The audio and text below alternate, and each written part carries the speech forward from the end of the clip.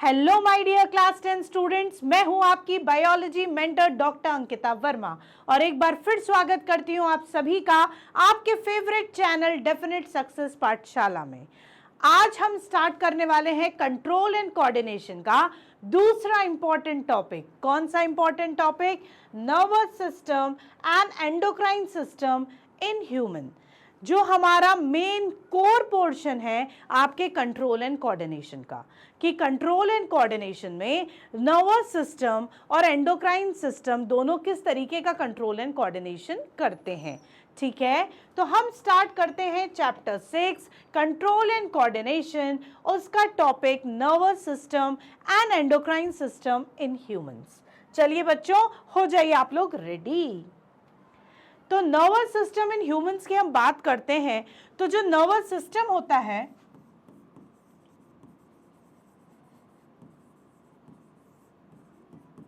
दो पार्ट्स में डिवाइड रहता है। The first part is known as central nervous system. ठीक है, the first part is known as central nervous system. The other part is known as peripheral nervous system, that is PNS. Clear? This central nervous system has two important components, that is brain and spinal cord. ठीक है, the central nervous system has two important parts, that is brain and spinal cord, whereas peripheral nervous system has two parts, subparts, that is autonomic nervous system, that is ANS, and voluntary nervous system. ठीक है, जो आपका peripheral nervous system है उसको हम फिर दो में डिवाइड करेंगे, ऑटोनॉमिक नर्वस सिस्टम में और वॉलंटरी नर्वस सिस्टम में। Autonomic nervous system is again divided into two सब components, sympathetic nervous system and parasympathetic nervous system. ठीक है, हमारा जो ऑटोनॉमिक नर्वस सिस्टम है फिर से डिवाइड होता है दो पार्ट्स में, सिंपैथेटिक एंड पैरासिम्पैथेटिक। तो ये आपका पूरा नर्वस सिस्टम है ह्यूमन बींग्स का, एक सेंट्रल जिसमें आप ब्रेन एंड स्पाइनल कॉर्ड देखोगे जो मेजर पोर्शन है आपका, उसके बाद पेरिफेरल जिसमें दो सब पार्ट्स हैं, autonomic and voluntary nervous system. Autonomic में फिर दो सब कंपोनेंट्स हैं, सिंपैथेटिक एंड पैरासिम्पैथेटिक, और वॉलंटरी नर्वस सिस्टम, और दूसरा क्या है आपका वॉलंटरी नर्वस सिस्टम होता है। ठीक है बच्चों, तो ये है आपका नर्वस कंट्रोल। और अगर मैं केमिकल कंट्रोल की बात करूंगी तो वहां जाता है आपका एंडोक्राइन सिस्टम। तो सबसे पहले हम नर्वस सिस्टम देखते हैं और उसमें भी सबसे पहले हम देखते हैं सेंट्रल नर्वस सिस्टम में ब्रेन। तो जो आपका ह्यूमन ब्रेन है, it is the top most part of your body. It is covered with a bony cage which is known as skull और क्रेनियम। स्कल बोलते हैं या क्रेनियम बोलते हैं। इस स्कल और क्रेनियम के नीचे तीन लेयर्स रहती हैं जिसको हम बोलते हैं मेनिंजेस। क्या बोलते हैं? मेनिंजेस। ठीक है, 3 meninges are present one after the other. ये भी स्कल के नीचे प्रोटेक्टिव लेयर्स हैं ब्रेन की, that are known as meninges. इन मेनिंजेस के बीच में एक लिक्विड फिल्ड रहता है which is known as cerebro spinal fluid, CSF। क्या बोलते हैं? Cerebro spinal fluid. ठीक है, तो जो स्कल है हमारा ब्रेन को कवर करता है, जिसको हम क्या बोलते हैं बेटा? क्रेनियम भी बोलते हैं। उसके नीचे 3 लेयर्स और ब्रेन को प्रोटेक्ट करती हैं जिनको हम मेनिंजेस बोलते हैं। इन मेनिंजेस के बीच में और ब्रेन के अपने ब्रेन के ऊपर सब जगह एक लिक्विड फिल्ड रहता है, दैट इज सेरिब्रोस्पाइनल फ्लूइड। ये लिक्विड आपके ब्रेन को मॉइस्ट रखता है, शॉक एब्जॉर्बिंग होता है। आपका ब्रेन डायरेक्टली कोई भी फिजिकल एब्रेशन या उसके लिए एक रेजिस्टेंस मैकेनिज्म का काम करता है, ये सारी लेयर्स और लिक्विड मिलकर।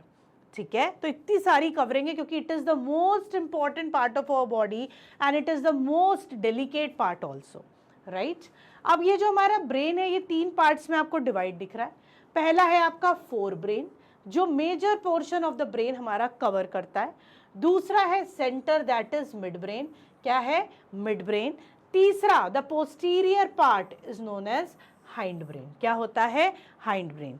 एक है फोर ब्रेन, एक है मिड ब्रेन, और आपका posterior part is known as hind brain. Posterior part को आप क्या बोलते हो, हाइंड ब्रेन बोलते हो, ठीक है। तो आपका फोर ब्रेन जो है, राइट, फोर ब्रेन जो आपका है वो majority portion, maximum volume of the brain cover करेगा, ठीक है। सबसे ज्यादा क्या होता है, फोर ब्रेन वाला portion.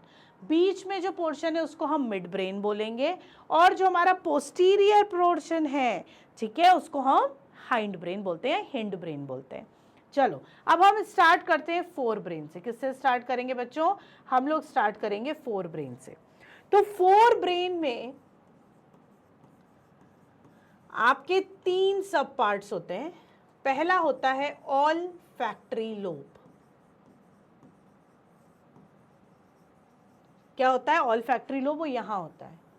All factory lobe responsible for smelling sensation, जो सारी स्मेलिंग सेंसेशन है उसके लिए रिस्पॉन्सिबल रहता है,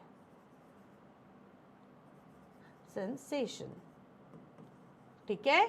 ऑल फैक्ट्री लोब सबसे first part. Second part cerebrum, याद रखिए मैंने सेरिब्रम लिखा है, बेलम नहीं लिखा है। सेरिब्रम लार्जेस्ट पार्ट होता है हमारे फोर ब्रेन का, और वो आपके कितने लोब्स में डिवाइड रहता है, frontal lobe, parietal lobe, occipital lobe and temporal lobe, जिसमें आपका जो फ्रंटल लोब रहता है वो आपकी मेंटल एक्टिविटीज, जहाँ पे आपकी थिंकिंग एक्टिविटीज होती हैं, वो सारी चीजें कंट्रोल करता है। उसके बाद आपका जो कौन सा लोब होता है, टेम्पोरल लोब होता है, that is responsible for auditory, जो आप सुनते हो, राइट। उसके बाद आपका जो पैराइटल लोब होता है, this is responsible for vision, and the occipital lobe is responsible for touch, taste and temperature, TTT, triple T raise to power 3, ठीक है, टच, टेस्ट एंड टेम्परेचर। तो जो आपका सेरिब्रम है वो आपके फर्दर लोब्स में डिवाइड है। फ्रंटल आपका क्या करेगा, मेंटल एक्टिविटी, जहाँ आपको सोचने की जरूरत पड़ती है, कोई डिसीजन मेकिंग वाला जो काम होता है उसमें आपका फ्रंटल लोब पार्टिसिपेट करता है। टेम्पोरल लोब आपका जहाँ सुनते हो, कोई चीज़ आपको आवाज़ें आ रही हैं या आ रही हैं, वो सारी चीज़ें आपका टेम्पोरल लोब करता है। पैराइटल लोब जो आपको दिख रहा है, पैराइटल लोब आपका क्या करता है, आपका ऑसिपिटल लोब जो रहता है ना बच्चों, this occipital lobe is responsible for vision, I am sorry, ठीक है। आपका जो ऑसिपिटल लोब है, जो ब्लू से दिखा रहा है, that is responsible for vision, and आपका जो पैराइटल लोब है, this is responsible for touch, taste and temperature, triple T के लिए, clear, touch, taste and temperature के लिए। तो इस तरीके से सारे लोब्स का अपना अपना क्या है, वर्क एरिया है। कोई आपकी थिंकिंग के लिए, कोई आपके ऑडिटरी के लिए, कोई विजन के लिए, कोई टच, टेस्ट एंड टेम्परेचर के लिए रिस्पॉन्सिबल होता है। अब तीसरा पार्ट होता है डायएन्सिफिलॉन। डायएन्सिफिलॉन जो है, इट कंटेन्स, ये बीच में होता है आपका, और इट कंटेन्स 2 आपके glands, thalamus and hypothalamus,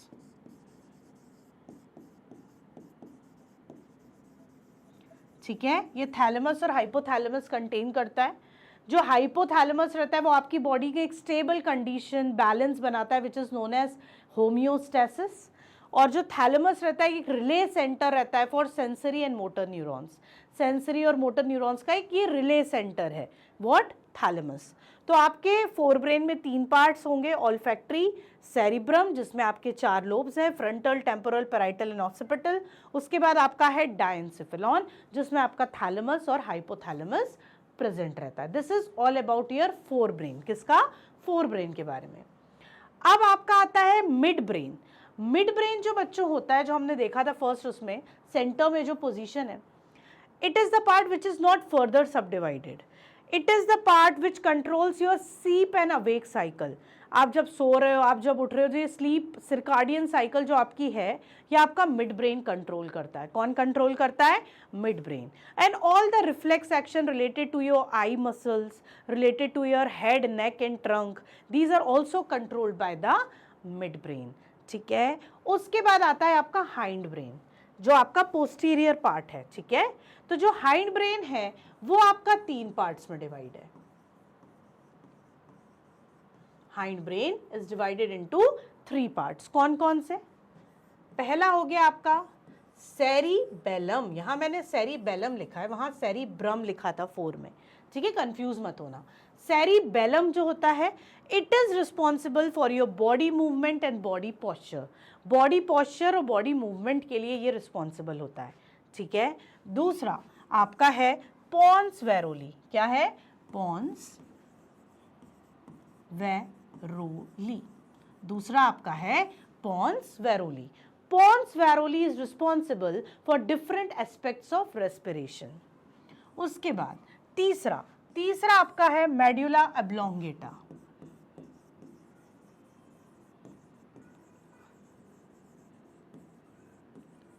medulla oblongata किसके लिए रिस्पॉन्सिबल है? For different involuntaries activity like vomiting, ये सारी चीज़ें जो आपकी इनवॉलेंट्री है, आपका सॉरी वॉमिटिंग नहीं, लाइक आपका ब्लड प्रेशर, हार्ट बीट है ना, blood pressure, blood flow, clear, peristalsis movement, इन सब के लिए आपका जो ऑल द इनवॉलेंट्रीज एक्टिविटी है जो कंट्रोल करता है, दैट इज मेडुला ऑब्लोंगेटा।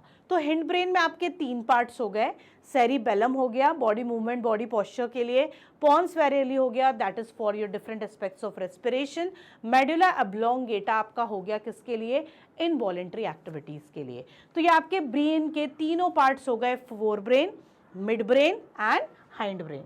अगर मैं इसको इस तरीके से देखूं तो मैं इसको एक बार फिर से आपको एक समरी एक्सप्लेन कर देती हूं। Fore brain, mid brain and hind brain.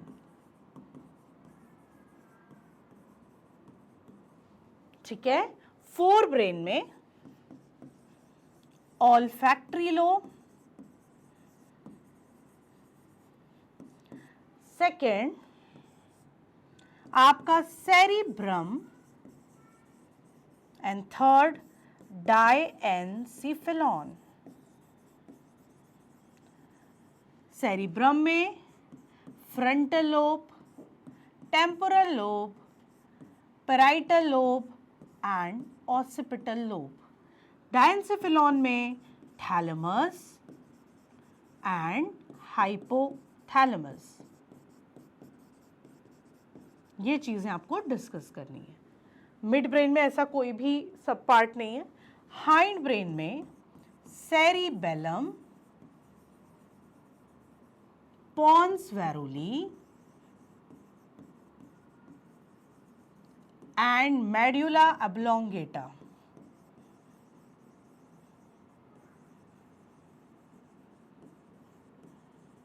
Medulla oblongata, ये आपके 3 सब पार्ट्स हो गए। ठीक है, तो एक हो गया फोर ब्रेन, एक हो गया मिड ब्रेन, तीसरा हो गया हिंड ब्रेन। समझ में आया? इस तरीके से आपको सारे पार्ट्स, उनके फंक्शंस एक्सप्लेन करने हैं बच्चों। क्लियर?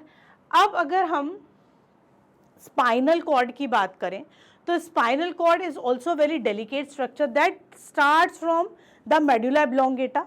ठीक है, ब्रेन स्टेम से ही स्टार्ट हो जाता है and it continues up to our lumbar region, हमारे लंबर रीजन तक, हिप रीजन तक ये कंटिन्यू रहता है। क्या? Spinal cord. ये जो स्पाइनल कॉर्ड है, it act as a centre for reflex action. ये मेन कंट्रोलिंग सेंटर है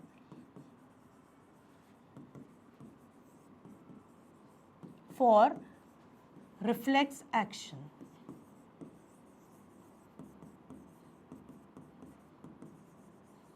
ठीक है, controlling centre for reflex action. Clear? ये रिफ्लेक्स एक्शन का एक कंट्रोलिंग सेंटर है स्पाइनल कॉर्ड। स्पाइनल कॉर्ड से बहुत सारे आपके स्पाइनल नर्व्स अराइज होते हैं, that are 31 in pairs, and जो क्रेनियल नर्व्स होते हैं दैट आर 12 इन पेयर्स। ठीक है, ये जो कोऑर्डिनेशन आपका मैसेज आ रहा है आपका रिसेप्टर से स्पाइनल कॉर्ड में आता है, फिर ब्रेन में जाता है, फिर ब्रेन से आपका ऑर्डर आता है, फिर स्पाइनल कॉर्ड में, फिर वो आपका इफेक्टर तक जाता है। तो ये एक इंटरमीडिएट है हमारे कंट्रोल एंड कोऑर्डिनेशन सिस्टम का स्पाइनल कॉर्ड। इसके ऊपर भी आपका जो कवरिंग रहता है, बोनी कवरिंग रहता है, क्योंकि ये भी बहुत डेलिकेट है, that is in the form of vertebral column. ठीक है, जिससे डायरेक्टली उस पर कोई हिट ना लगे। और उस वर्टिब्रल कॉलम के नीचे भी होती हैं 3 लेयर्स, जिसको हम मेनिंजेस बोलते हैं, जैसा ब्रेन में रहता है। और इनके बीच में वही फ्लूइड रहता है जो ब्रेन में रहता है, दैट इज सेरिब्रोस्पाइनल फ्लूइड। क्या रहता है? सेरिब्रोस्पाइनल फ्लूइड रहता है। तो ये था हमारा स्पाइनल कॉर्ड और ब्रेन। ठीक है, इससे हमारा बनता है सेंट्रल नर्वस सिस्टम। अब एक होता है आपका पेरिफेरल नर्वस सिस्टम। क्या होता है? Peripheral nervous system, which is known as PNS। PNS में हमने 2 चीजें देखी थी।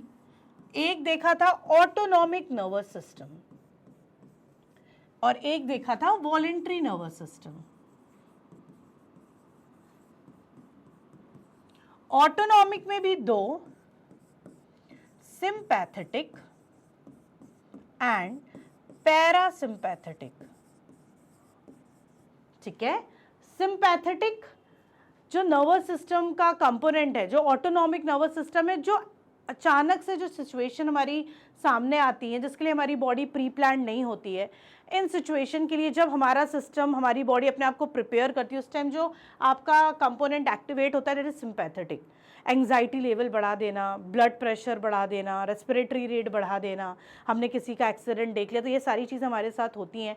तो वो कौन करता है? Sympathetic component of autonomic nervous system.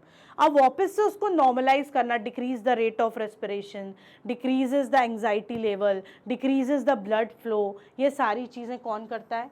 Parasympathetic mode. कौन करेगा? Parasympathetic mode. मतलब ये दोनों, सिंपैथेटिक और पैरासिम्पैथेटिक, दोनों एक दूसरे के कोऑर्डिनेशन में वर्क करते हैं। ठीक है, क्लियर? तो जो हमारा ऑटोनॉमिक नर्वस सिस्टम है वो क्या है? अचानक से आई हुई सिचुएशन के लिए आपकी बॉडी को प्रिपेयर करता है। ऑटोनॉमिक नर्वस सिस्टम, जिसमें 2 कंपोनेंट्स हैं, सिंपैथेटिक जो हर बॉडी के पैरामीटर को इंक्रीज करने का काम करते हैं अकॉर्डिंग टू द सिचुएशन, फिर बॉडी को वापस नॉर्मलाइज करने का काम करता है पैरासिम्पैथेटिक मोड। ठीक है, उसके बाद आता है आपका वॉलेंट्री नर्वस सिस्टम। क्या आता है? Voluntary nervous system which controls all the voluntary actions. जो क्या कंट्रोल करता है?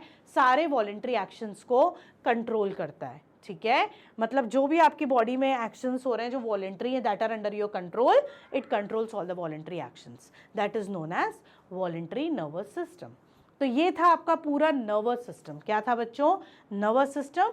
सेंट्रल नर्वस सिस्टम में आपको ब्रेन बहुत अच्छे से पढ़ना है, स्पाइनल कॉर्ड भी आपको पता होना चाहिए। उसके बाद ऑटोनॉमिक में सिंपैथेटिक एंड पैरासिम्पैथेटिक क्या करते हैं और वॉलेंट्री क्या करते हैं। ठीक है, अब हम चलते हैं केमिकल कोऑर्डिनेशन पे। हमारी बॉडी में जो केमिकल कोऑर्डिनेशन होता है that is through a system, well defined system, that is known as endocrine system. उसको हम क्या बोलते हैं? एंडोक्राइन सिस्टम बोलते हैं।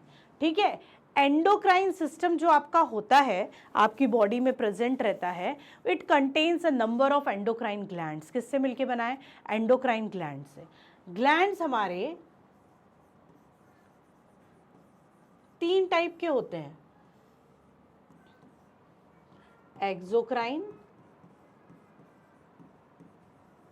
Endocrine and heterocrine.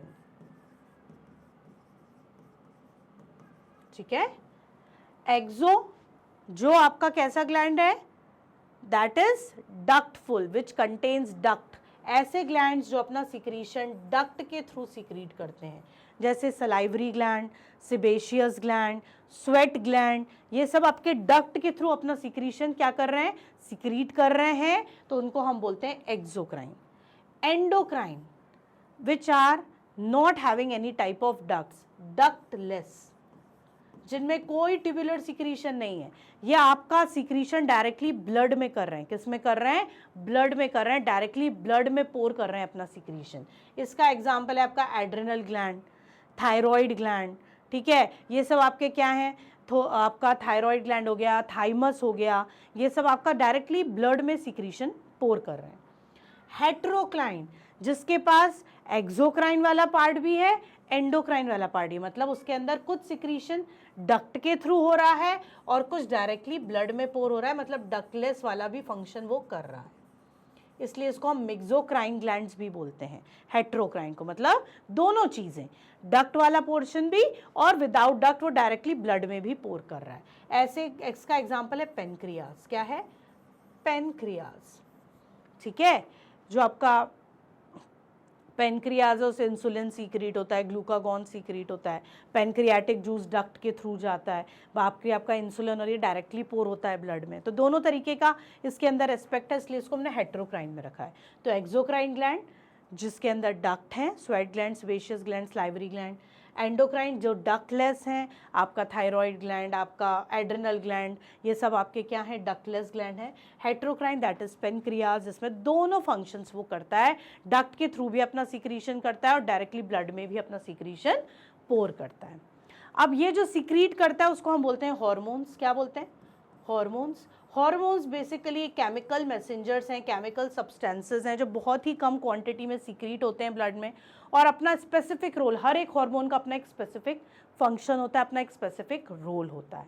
तो जो हमारे एंडोक्राइन ग्लैंड्स हैं वो मिलकर एक सिस्टम बनाते हैं जिससे हमारी बॉडी में केमिकल कोऑर्डिनेशन होता है और उसको हम बोलते हैं एंडोक्राइन सिस्टम। एंडोक्राइन सिस्टम में आपका आता है हाइपोथैलेमस ग्लैंड, पिट्यूटरी ग्लैंड जिसको हम मास्टर ग्लैंड बोलते हैं, कि जितने सारे हमारे दूसरे आपके जितने भी एंडोक्राइन ग्लैंड्स हैं उसको कंट्रोल और कोऑर्डिनेट करता है आपका पिट्यूटरी ग्लैंड, इसीलिए इसको हम बोलते हैं मास्टर ग्लैंड। क्या बोलते हैं? Master gland. उसके बाद होता है thyroid gland and parathyroid gland. उसके बाद होता है आपका पेनक्रियाज। उसके बाद होता है आपका एड्रिनल ग्लैंड। उसके बाद होता है आपका ओवरी, आपका टेस्टिस और थाइमस एंड पीनियल ग्लैंड। ये सारे ग्लैंड्स मिलकर एक सिस्टम बना रहे हैं, उनका हर एक का एक स्पेसिफिक रोल है। जैसे हाइपोथैलेमस होमियोस्टेसिस, पिट्यूटरी ग्लैंड दूसरे एंडोक्राइन ग्लैंड्स को क्या करना? आपको कंट्रोल कोऑर्डिनेट करना, थायराइड थायरोक्सिन सीक्रेट करना, ठीक है, पेनक्रियाज इंसुलिन ग्लूकागॉन सीक्रेट करना, एड्रिनल ग्लैंड आपका, है ना। तो ये सारे अपने अपने स्पेसिफिक हार्मोन सीक्रेट करते हैं और हर एक हार्मोन का अपना एक स्पेसिफिक फंक्शन है, स्पेसिफिक रोल है to control and coordinate for the chemical coordination inside our body. ठीक है बच्चों, तो ये है आपका एंडोक्राइन सिस्टम जो क्या कंट्रोल करता है? आपकी बॉडी में केमिकल कोऑर्डिनेशन क्रिएट करता है। तो हमने दो सिस्टम पढ़े, नर्वस सिस्टम जो ब्रेन और स्पाइनल कॉर्ड हमने पढ़ा, और एक एंडोक्राइन सिस्टम जिसमें डिफरेंट एंडोक्राइन ग्लैंड्स आपको पढ़ने, उनके फंक्शंस हमें आपको डिस्कस करने और उसके स्पेसिफिक रूल्स आप पढ़ोगे। ठीक है, तो इस तरीके से ये वाला पोर्शन जो आपका है आपको समझ में आ गया होगा नर्वस सिस्टम का और एंडोक्राइन सिस्टम का। ठीक है, आपके एनसीईआरटी में एक टेबल बनी हुई है एंडोक्राइन ग्लैंड्स की और उनके हार्मोन्स एंड फंक्शंस की, वो बहुत अच्छे से पढ़ लीजिएगा। एमसीक्यूज़ के फॉर्म में भी कई बार ये आता है, केस स्टडी बेस्ड क्वेश्चन भी इससे ग्लैंड से आपके हार्मोन से बन जाते हैं। तो इनकी बहुत अच्छे से आपको पढ़ाई करनी है, बहुत अच्छे से पढ़ना है, थोरो करना है। ठीक है, बाकी तो जो भी आपके और भी क्वेरीज एंड डाउट्स हैं वो आप मुझे भेजते रहिए, मैं आपके डाउट्स क्लियर करते रहूँगी। आप लोग हमारा चैनल सब्सक्राइब करिए, दैट इज़ डेफिनेट सक्सेस पाठशाला, और हमारे साथ जुड़े रहिए नेक्स्ट सेशन के लिए। जब तक के लिए बाय बाय।